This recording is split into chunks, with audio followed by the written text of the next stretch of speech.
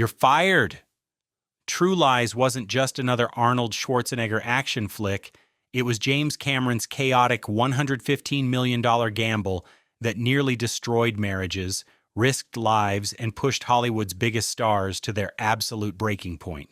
While audiences watched Harry Tasker's double life unfold on screen, behind the cameras lurked production nightmares that make the film's fictional terrorist plot seem tame by comparison. A helicopter stunt gone catastrophically wrong. Jamie Lee Curtis dangling 80 feet above the ocean without safety gear. Arnold's emergency heart surgery mid-production. Studio executives threatening to pull the plug as the budget spiraled out of control. Today we're diving into 20 weird facts about True Lies that even die-hard fans don't know. And stick around for our bonus fact: the shocking reason why we never got the sequel that was already greenlit, scripted, and ready to shoot. So strap in and get ready to see this action classic in a whole new light. Number 1.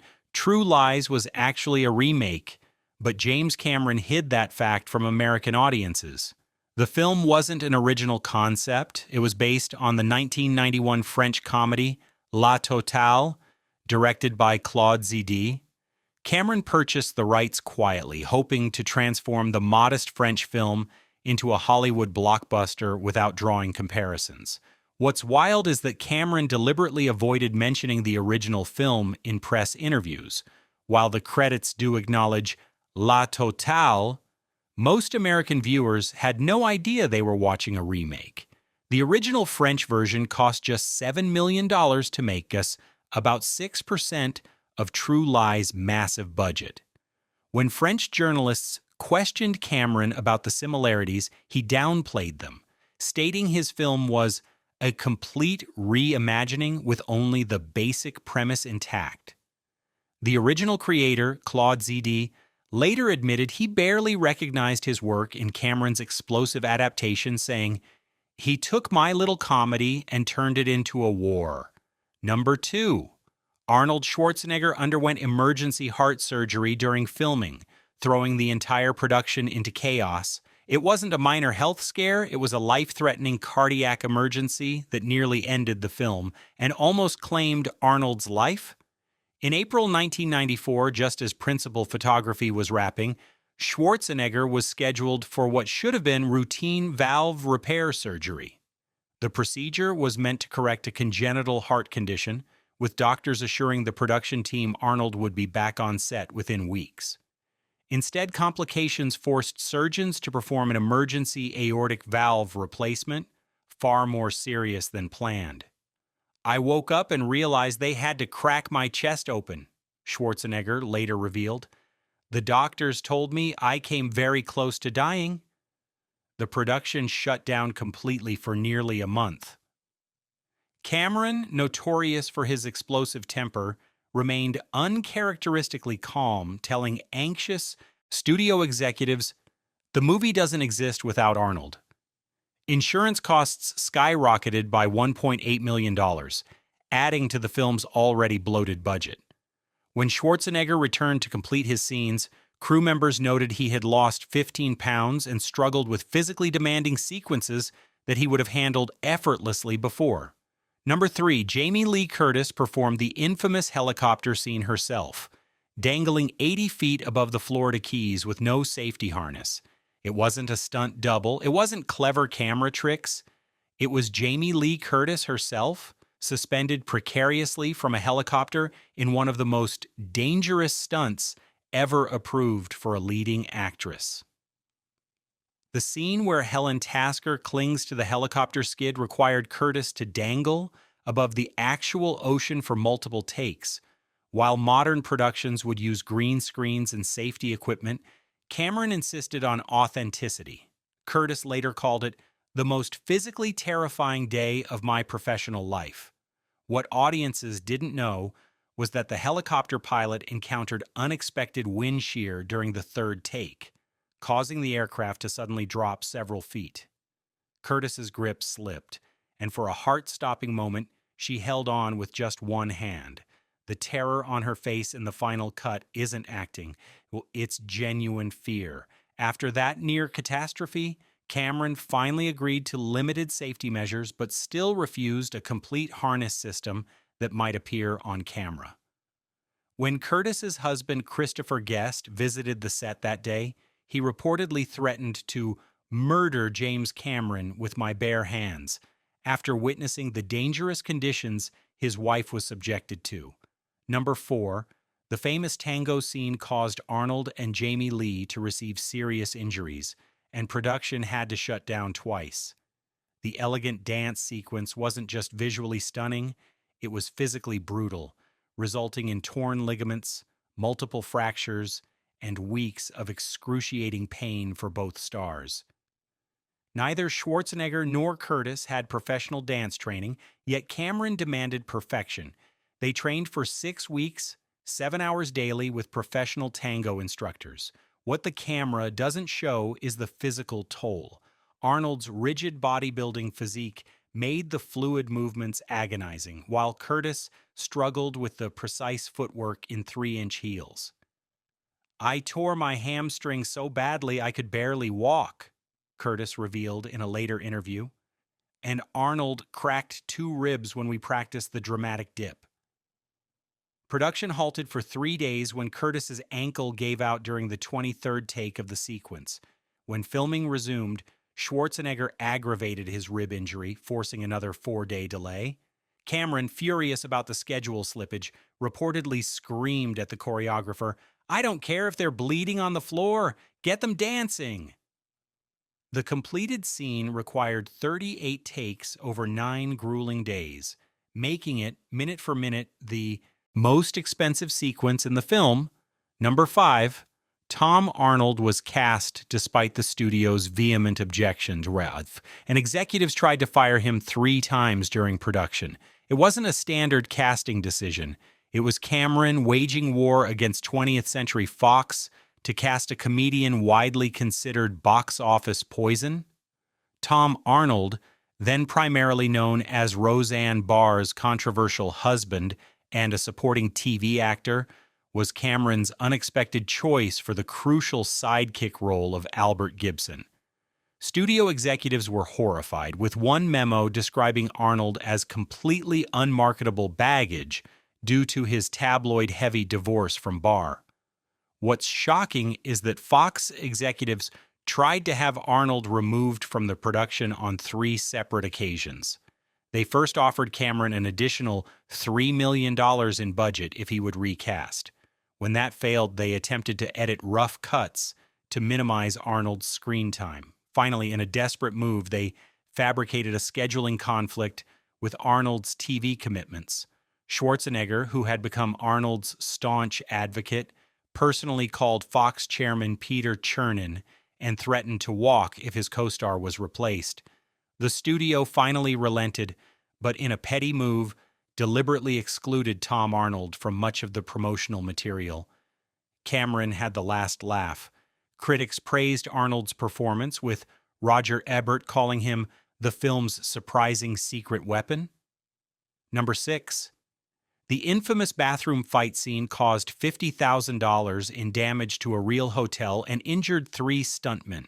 It wasn't filmed on a reinforced set.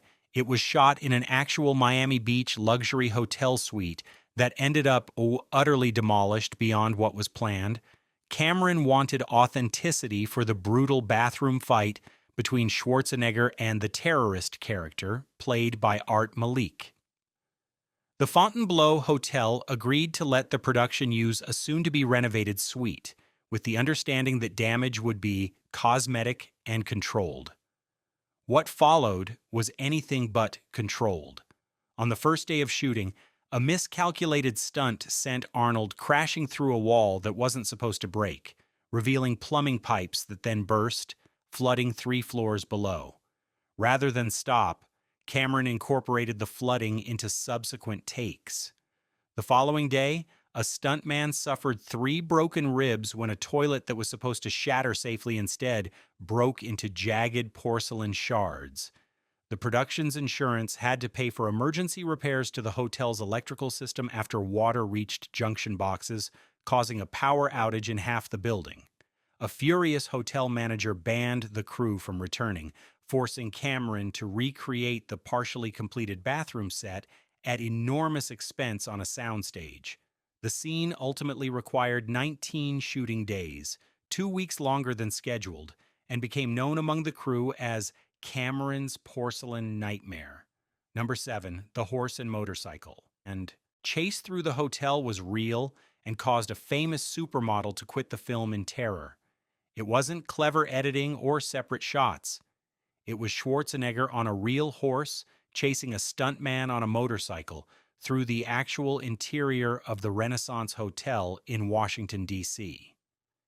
Cameron secured permission to film in the hotel by significantly downplaying the sequence's danger. Management expected a simple scene of Arnold walking a horse through the lobby, not a full-speed chase upstairs and through hallways. The production reinforced the marble floors with hidden rubber mats and covered glass surfaces with breakaway props, but still caused over $200,000 in unplanned damage. What few people know is that a then-emerging supermodel had been cast in a small role as a hotel guest, but quit on the spot after witnessing a rehearsal where the horse slipped and nearly crushed a camera operator. Her scene was hastily rewritten for another actress. The hotel's insurance company tried to halt filming midway through the sequence, leading to a legendary shouting match between Cameron and risk assessors in the middle of the lobby. Cameron prevailed by having Schwarzenegger personally call the hotel's owner, with whom he had political connections. The completed sequence used only 30% of the footage shot, as much was deemed too dangerous to include, even for an R-rated action film. Number 8. Bill Paxton's character was originally written as the main villain, until a last-minute rewrite completely changed the film. It wasn't just a supporting comedy role, it was meant to be the film's shocking twist that Simon Paxton was actually the terrorist mastermind Crimson Jihad's American handler. Early drafts of the script featured a third-act revelation that the bumbling car salesman was using his failed attempts to seduce Helen as cover for coordinating with terrorist cells. Paxton had signed on specifically for this complex dual role and spent weeks researching previous undercover operatives who had gone native. 6 weeks before filming began, Cameron completely rewrote the character, eliminating the villain angle entirely. The decision came after a tense meeting with studio executives who worried the twist was too similar to Cameron's own Terminator 2, where a seemingly harmless character is revealed as the main threat. Paxton, devastated by the changes, nearly quit. "I signed on to play one of the greatest villains in action movie history," he later told Empire magazine, and showed up to find I was comic relief. Schwarzenegger personally convinced Paxton to stay, promising to lobby Cameron for an expanded role in the planned sequel. Remnants of the original concept remain in the film, particularly in scenes where Simon seems unusually knowledgeable about Harry's movements and schedule. Number 9. A stunt helicopter crash nearly killed 4 people and destroyed millions in camera equipment. It wasn't a planned effect, it was a catastrophic mechanical failure that resulted in a real helicopter plummeting into the Florida Keys during the film's climactic chase sequence. The scene required a helicopter to fly aggressively under the 7-mile bridge. During the second take, the aircraft's tail rotor clipped a bridge support that pilots had been specifically warned about. The impact sent the helicopter into an uncontrolled spin before it crashed into shallow water. The pilot and 3 camera operators survived with injuries, but the $1.7 million camera package was destroyed along with the helicopter. Go ahead and like and subscribe because we're about to reveal the real reason Jamie Lee Curtis almost walked off the set forever and how her stand against Cameron changed Hollywood stunt protocols for actresses. Number 10. Jamie Lee Curtis initially refused to film the infamous striptease scene and almost quit the movie. It wasn't just acting discomfort, it was a genuine moral crisis that led to Curtis locking herself in her trailer for an entire day of scheduled shooting. The scene where Helen unknowingly performs a sensual dance for her husband was originally much more explicit in the script. Curtis, who had sworn off nude scenes years earlier after feeling exploited in films like Trading Places, found herself pressured by Cameron to deliver a sequence that would make Sharon Stone jealous, according to crew members. What audiences don't know is that Curtis agreed to film the scene only after negotiating unprecedented control over the final cut. She demanded and received the right to personally approve every frame used in the film, brought in a female cinematographer as consultant, and required the set to be closed to all non-essential personnel. Revolutionary demands for 1994. The confrontation between Curtis and Cameron became so heated that Schwarzenegger ultimately mediated, siding with Curtis. She later described the experience as the most vulnerable and terrifying day of my career, but also the most empowering. The precedent set by Curtis's stand led to the creation of intimacy coordinators, now standard on Hollywood productions. Cameron, initially furious about the delay, later admitted her approach resulted in a better scene, telling Premiere magazine, "Sometimes you need someone to save you from your worst instincts." Number 11. The film's villain was nearly played by a real-life controversial political figure. It wasn't going to be an actor in the role of terrorist leader Salim Abu Aziz. It was almost a genuine former militant with a history of violent activism who had recently entered politics. In Cameron's quest for authenticity, he approached a controversial Middle Eastern political figure who had previously been involved with militant organizations but had recently adopted a more moderate public stance. The individual, whose name has never been officially confirmed, but whose sources identify as a then-emerging Lebanese political leader, initially agreed to play a fictionalized version of his former self. State Department officials learned of the casting and intervened directly with Fox executives, warning that the political ramifications could be severe. Intelligence agencies expressed concern that the individual was using the film opportunity to enter the United States despite being on a restricted travel list. When Cameron refused to back down, government officials threatened to revoke filming permits for all planned federal building locations. After weeks of standoff, Cameron reluctantly recast the role with British-Pakistani actor Art Malik. The original choice later claimed he had been Hollywood canceled in a 1996 interview with Arabic media. Photographs of Cameron meeting with the controversial figure were allegedly confiscated by government agents from the production office. Number 12. The famous bridge destruction scene used real explosives that accidentally damaged the actual Florida Keys Bridge. It wasn't just special effects, it was 200 pounds of genuine military-grade explosives that caused unintended structural damage to the 7-mile bridge. Cameron insisted on practical effects for the sequence where the terrorist's vehicle is destroyed on the bridge. The production secured permits for controlled demolition on a closed section, with engineering reports indicating the bridge could withstand the planned explosion. What engineers hadn't accounted for was Cameron's last-minute decision to double the explosive charge to create a more impressive fireball. The resulting blast exceeded safety parameters, sending shockwaves through the bridge structure and cracking support pylons below the waterline. Inspection teams discovered the damage only days later, leading to emergency repairs that cost the production $1.4 million and temporarily reduced the bridge to one-lane traffic. Local officials were furious, with the Monroe County Commissioner publicly calling Cameron a menace with a movie camera. The Florida Film Commission subsequently implemented new regulations specifically prohibiting the use of high explosives on state infrastructure, informally known as the Cameron Rule. Despite this controversy, the shot remained in the film, with Cameron later admitting, "We crossed the line from filmmaking to vandalism, but the shot was too good to lose." Number 13. The infamous truth serum scene was accidentally real, with Tom Arnold genuinely drugged during filming. It wasn't supposed to affect the actor. It was meant to be a harmless placebo that led to one of Hollywood's most disturbing medication mishaps.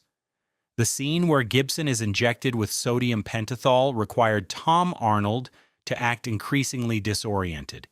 To help him perform the effects, the production's medical consultant provided what was supposed to be a mild sedative that would create drowsiness without impairing cognitive function. Instead, Arnold was accidentally administered an actual benzodiazepine at nearly twice the recommended dosage. Midway through filming, crew members noticed Arnold was no longer following script directions, but was instead rambling incoherently. Rather than stop shooting, Cameron continued rolling as Arnold revealed deeply personal information and became emotionally unstable. When Arnold later discovered the footage had been kept rather than destroyed, he threatened legal action. Cameron agreed to delete most of the genuine reaction, but admitted in DVD commentary that certain moments of authentic pharmaceutical effect remained in the final cut.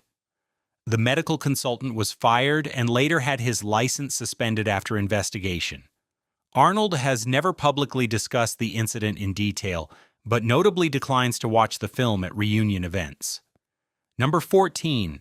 Charlton Heston's cameo was actually an elaborate favor trading scheme to secure NRA support for Schwarzenegger's political ambitions. It wasn't just a cool casting choice, it was a calculated political maneuver orchestrated years before Arnold officially entered politics. Heston's brief role as Spencer Trilby, the spy agency director, seemed like simple stunt casting at the time. In reality, it was part of a complex arrangement between Schwarzenegger and Heston, who was then vice president of the National Rifle Association. Schwarzenegger, already quietly planning his political future, sought to build relationships with conservative power brokers without publicly aligning himself with their positions, while still a Hollywood star. The arrangement included Heston receiving a substantially larger paycheck than warranted for his single day of filming. Money that financial records later revealed was partially directed to political action committees. In exchange, Heston privately arranged meetings between Schwarzenegger and key conservative donors at his home. Cameron was initially resistant to casting Heston, preferring a less politically divisive actor, but acquiesced when Schwarzenegger made it a non-negotiable condition of his own participation.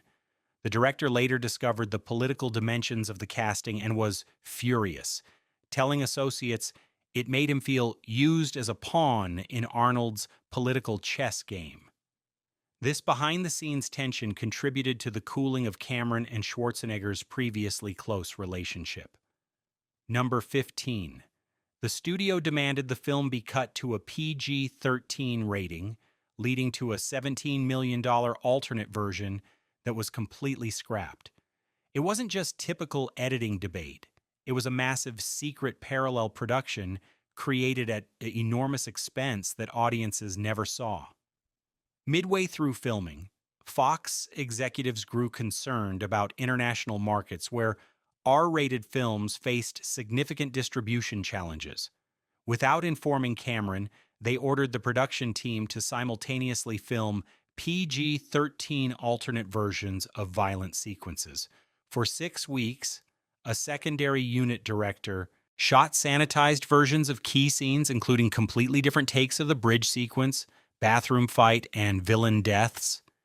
The existence of this shadow production remained hidden from Cameron until post-production, when editors accidentally included alternate footage in a rough cut. His reaction was legendary, reportedly throwing a computer monitor through a window of the editing suite and threatening to remove his name from the film. The standoff ended only when early test screenings of the R-rated version scored exceptionally high with audiences, convincing the studio to abandon their alternate cut. The PG-13 version, which cost $17 million to create, was locked in a studio vault and reportedly destroyed during the Disney acquisition of Fox, though rumors persist that copies exist in private collections. Cameron referenced the conflict in his Oscar acceptance speech for Titanic 3 years later, obliquely thanking Fox for eventually letting me make my movies my way. Number 16. The infamous pee scene was added as revenge against a studio executive who tried to control the film. It wasn't just crude humor. It was Cameron's deliberate act of vengeance against a specific Fox executive who had criticized his vision. The scene where Harry remotely makes terrorist Samir believe he's urinating himself was not in early drafts of the script. It was added after a particularly contentious production meeting where a senior Fox executive questioned Cameron's judgment on several expensive action sequences and suggested the film needed more humor to balance the violence. According to multiple crew sources, Cameron wrote the scene that night, explicitly modeling the terrorist character's humiliation after the executive, even instructing the costume department to dress the character in a suit resembling the executive's favorite attire. What's more, Cameron scheduled the executive's set visit, specifically for the day this scene was being filmed. When the horrified executive realized what was happening, he attempted to have the scene scrapped, only to discover that Cameron's contract gave him final cut privileges. The director later sent the executive a personalized gift, a framed still from the scene with the inscription, "Next time, bring an umbrella." The executive was transferred to another production weeks later. Cameron never publicly acknowledged the personal motivation, but Tom Arnold confirmed the story years later, calling it the most expensive inside joke in movie history. Number 17. An entire action sequence costing $7.8 million was cut from the film when test audiences found it too disturbing. It wasn't a minor deleted scene, it was a massive 14-minute sequence that pushed the boundaries of screen violence and ultimately proved too shocking even for an R-rated action film. The excised sequence took place between the mall chase and Harry's capture, showing the terrorists attacking a crowded Washington, D.C. subway station. The elaborate set piece involved flooding the station, electrified third rails, and civilians caught in the crossfire. Over 500 extras participated in the chaotic shoot, which required 24 filming days and custom-built water tanks. When the sequence was shown to test audiences, the reaction was overwhelmingly negative. Viewers found the realistic civilian casualties and drowning victims deeply upsetting and gratuitous. The scene scored the lowest approval rating in the history of Fox's audience testing program. Cameron initially fought to keep the sequence, arguing it established the terrorists as truly threatening. He relented only when Fox chairman Peter Chernin made a rare personal appeal, noting that the scene's realistic violence felt disturbingly similar to recent actual terrorist incidents. The subway sequence was removed so late in production that references to it remain in the film, particularly Harry's inexplicably wet clothing in subsequent scenes and dialogue about flooding the tunnels. The footage was believed destroyed until 2008, when a partial work print appeared at a collector's convention before being quickly confiscated by Fox attorneys. Number 18. Arnold Schwarzenegger secretly paid $1.5 million of his own salary to add the film's most iconic action scene. It wasn't the studio's money. It was Arnold personally financing the Harrier jet sequence when the budget had already been maxed out. Late in production, the film was already $23 million over budget, leading Fox to demand Cameron cut the elaborate finale featuring the Harrier jet. Studio calculations showed eliminating the sequence would save approximately $7.8 million in production costs. Cameron fought the decision, but ultimately lost when executives pointed to contractual spending caps. Rather than abandon what he considered the film's centerpiece, Schwarzenegger made an unprecedented offer. He would redirect $1.5 million from his own $15 million salary to partially fund the sequence. This contribution, combined with Cameron's agreement to defer $2 million of his directing fee, allowed a scaled-down version of the Harrier sequence to be filmed. Arnold's investment came with conditions. He negotiated additional points on the back-end profit participation and secured approval rights over all marketing materials featuring the jet scene. The arrangement was kept secret until years later when financial documents from a divorce proceeding revealed the unusual salary diversion. When asked about it in 1999, Schwarzenegger simply stated, "Sometimes you have to put your money where your explosion is." The Harrier sequence became the film's signature set piece and featured prominently in all marketing materials, ultimately justifying Arnold's financial gamble. Number 19, Eliza Dushku suffered a permanent injury performing her own waterfall stunt that still affects her today. It wasn't supposed to be dangerous. It was meant to be a carefully controlled environment that instead resulted in a career-impacting injury for a teenage actress. Dushku, only 13 years old during filming, played Schwarzenegger's daughter, Dana. The scene where she hangs from the limousine over the edge of a dam was intended to use a stunt double for wide shots, with Dushku filming only close-ups on a safety-rigged set piece. However, Cameron was dissatisfied with the double's performance and convinced Dushku she could handle the stunt herself. During filming, a safety cable malfunctioned, causing Dushku to slip and slam against the concrete dam face with significant force. She suffered 3 broken ribs and a serious shoulder injury that required surgical repair. Though the production company attempted to keep the incident quiet, Florida child labor authorities investigated and subsequently implemented stricter regulations for minors in action sequences. The shoulder injury created permanent mobility limitations that have affected Dushku's career choices. She later had to decline physically demanding roles, including a major part in a superhero franchise. In a 2017 interview, Dushku revealed she still experiences pain from the injury and requires periodic cortisone treatments. She expressed conflicted feelings about the experience, saying, "It taught me I was tougher than I knew, but also that Hollywood sees young performers as disposable." Number 20. Jamie Lee Curtis won her Golden Globe for the film, but the studio tried to submit her in the wrong category to avoid competing with their prestige release. It wasn't a straightforward awards campaign, it was a behind-the-scenes battle over whether Curtis's performance deserved recognition as a lead or supporting role. Curtis delivered what many critics considered a star-making performance as Helen Tasker, expertly balancing comedy, action, and dramatic elements. When awards season approached, Fox executives initially planned to submit Curtis in the Best Actress category. However, the studio was also releasing Nell, starring Jodie Foster, which they considered their prestige Oscar contender.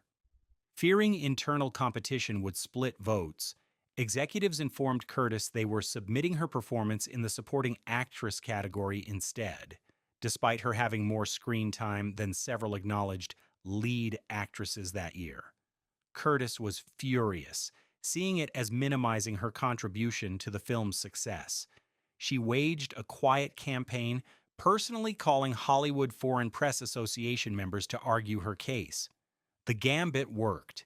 The HFPA overrode the studio's category placement and nominated Curtis as lead actress in a comedy. When she won, her acceptance speech contained a thinly veiled rebuke to the studio. "Thank you for recognizing that women in action films can carry these movies, not just support the men who supposedly do." Fox executives were visibly uncomfortable during the televised remarks. The incident permanently strained Curtis's relationship with the studio. She did not work with Fox again for over a decade. It wasn't just a vague plan, it was a green-lit production with sets being built and a $135 million budget approved that vanished overnight after the September 11th attacks. The success of True Lies prompted immediate sequel discussions, with Cameron completing a script titled True Lies Homeland by late 1999. The plot involved the Tasker family uncovering a domestic terrorist cell planning attacks on American infrastructure. Pre-production began in early 2001, with principal photography scheduled to begin in November of that year. On September 12, 2001, Cameron called an emergency meeting with Fox executives and made the difficult decision to cancel the production entirely. "There's no way to make this film now," he reportedly told the studio. What was meant as escapist entertainment would now hit too close to home. Sets that had already been constructed on the Fox lot were dismantled and the screenplay was sealed, with Cameron retaining rights to ensure it would never be leaked or repurposed. The cancellation cost the studio approximately $15 million in non-refundable pre-production expenses.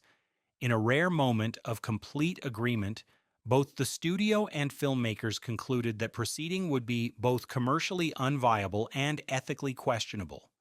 Schwarzenegger later reflected that it was the only time in my career when canceling a film was absolutely the right decision, no matter the financial cost. The script reportedly remains in Cameron's personal vault, with the director maintaining he will never allow it to be produced or even read. True Lies wasn't just a blockbuster that grossed $378 million worldwide. It was the end of an era, the last hurrah of practical effects-driven action spectacles before CGI revolutionized Hollywood forever. While audiences remember the film for its seamless blend of comedy, action, and marital drama, industry insiders mark it as the project that forever changed how stunts are regulated, how actors negotiate control over intimate scenes, and the outer limits of what production insurance will cover. The film's troubled production became a case study at film schools on the delicate balance between creative vision and physical safety. 25 years later, True Lies stands as a testament to a Hollywood that no longer exists, where directors fought studios for artistic control, stars performed their own death-defying stunts, and budgets exploded in pursuit of practical effects that can now be created with a fraction of the risk on a computer. If you enjoyed these shocking revelations about this action classic, go ahead and subscribe for more deep dives into the chaotic productions behind your favorite films. And remember, in Hollywood, the most explosive scenes often happen when the cameras aren't rolling.